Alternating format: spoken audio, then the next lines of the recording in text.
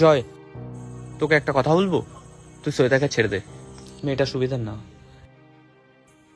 ছেড়ে দেবো যাতে তুই এসে সেটিংটা করতে পারিস, তাই না? সেটিং? কি বলছিস তুই? হ্যাঁ, শ্বেতা আমাকে সব বলেছে। কি বলেছে তোকে?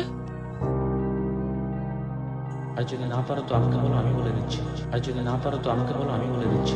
ও জয়কে বলে দেবে না তো?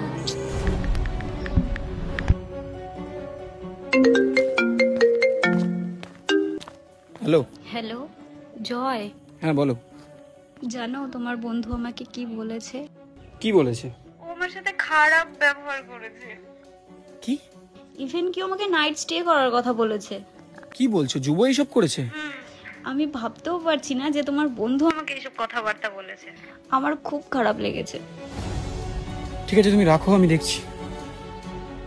ঠিক আছে।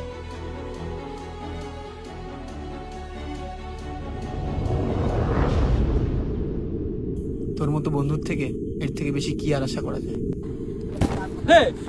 জয় ভাই, একবার আমার কথাটা শোন, তুই ভুল ভাবছিস ভাই, তোকে ও মিথ্যে বলেছে ভাই, আমার কথাটা একবার।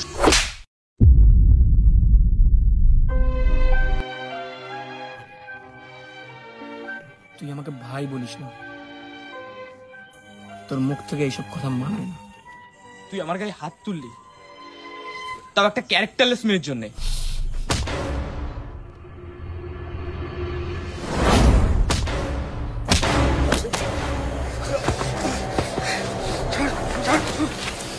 তোর সাথে আজ থেকে কোনো সম্পর্ক নেই আমার।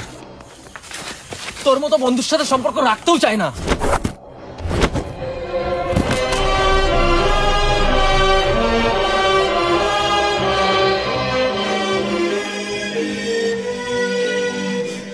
সাবধানে যাস আর মন খারাপ করিস না।